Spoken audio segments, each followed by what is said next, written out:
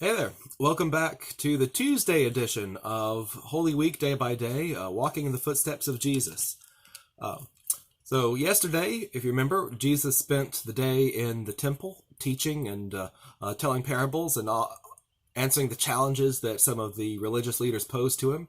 It says that he went back, again, he was not staying in Jerusalem overnight during this week. He went back out to Bethany to stay there and came back in the next day.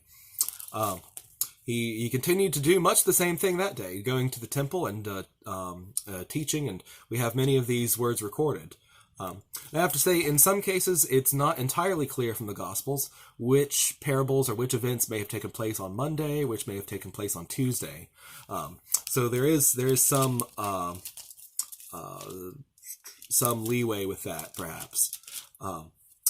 Now, some of the other things that happen on Tuesday, in addition to these teachings, these parables that he has, it says that as he came out of the temple, that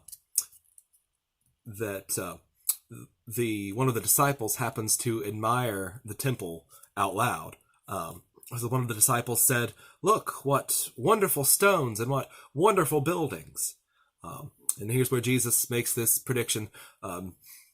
There will not be left one stone upon another here that won't be thrown down. And these are some of the words that will be used against him at his trial later in the week, talking about destroying the temple and rebuilding it. Some of the witnesses that are brought against him reference this and things that he says other times as well. The disciples come back in and they see the fig tree that Jesus cursed yesterday, and on the way back in they see that it's withered. Again, maybe we'll revisit that some other time, the possible meaning of that, but it is an interesting interlude. This is a day that also has some of these warnings of the end times that just as he says, talks about the temple being destroyed and so forth. Matthew chapter 23, or I'm sorry, not 23, Matthew chapter 25, 24 and 25 are probably the passages that are the most clear on this. These are some pretty lengthy passages that talk about the end of days, the second coming of Jesus, the apocalypse, whatever we want to talk about it. He talks about the judgment waiting for Jerusalem. As we know, Jerusalem was destroyed in the year 70 A.D. And these words of Jesus did come to pass. These predictions of the destruction of the temple and the destruction of the whole city. But after that, he talks about, you hear wars and rumors of wars and so forth. There'll be famines and earthquakes and all these terrible things. There'll be persecutions against the people of God. Tribulation. It says they will put you to death. You will be hated by all nations for my name's sake. All these signs of the end of the age, as they're called. And then finally, this picture of, it says, when the Son of Man comes in his glory and all the angels with him, he will sit on his throne and separate the people and the sheep and the goats. And this is the passage that, again, you're probably familiar with, that those who are invited into the kingdom, he says, I was sick and you visited. I was naked and you clothed me. I was in prison and you came to visit me. And they say, when did we do this, Lord? And he said, as you did it to one of the least of these my brothers, you did it to me. And by the same token, those who are cast out, they are told the same thing. I was a stranger, and you did not welcome me. I was naked, and you did not clothe me. I was sick and in prison, and you did not visit me. And they say, when did we see you, hungry or thirsty or stranger or naked or sick, and did not minister to you? And he gives the same response. Truly I say to you, as you did not do it to one of the least of these, you did not do it to me. So this is certainly a powerful warning to us. Remember, this is coming during Holy Week, probably on the Tuesday of Holy Week, as his own death and resurrection are coming so close at hand, and looking forward to that second coming in glory.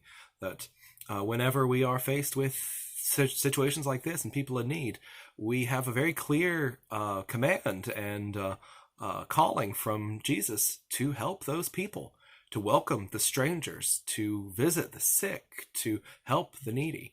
I know it's not always easy, and sometimes it may even put us at risk. Visiting the sick is perhaps a topic on people's minds right now. We are being told by the government that we are forbidden from visiting the sick, visiting those in nursing homes and so forth, visiting those in prison. All these things are closed down right now, so there is certainly some tension here when the government is forbidding us from doing something that Jesus commands us to do. What is necessary in each situation changes, and there's something that we have to think about, but we have to always keep Jesus' words in mind.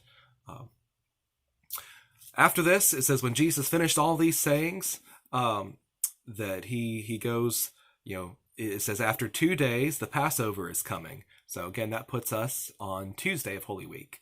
After 2 days, the Passover is coming. He talks to them again about his crucifixion.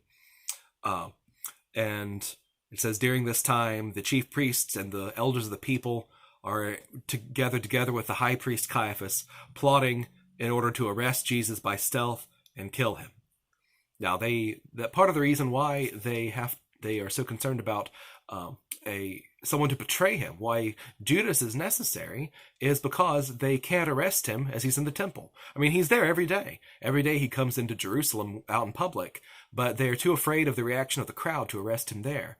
They need the inside source, like Judas, to let them know where they can find him away from the crowds in secret. That's what leads them to the Garden of Gethsemane. So they continue to plot, and perhaps on Tuesday, it's not clear exactly what day it happens. Could be Tuesday, could be Wednesday. Judas goes to the chief priests and makes the arrangement to betray Jesus. So that brings an end to Tuesday for us in Holy Week. Again, Jesus leaves the city, goes back out to Bethany, spend the night there. Talk to you again tomorrow.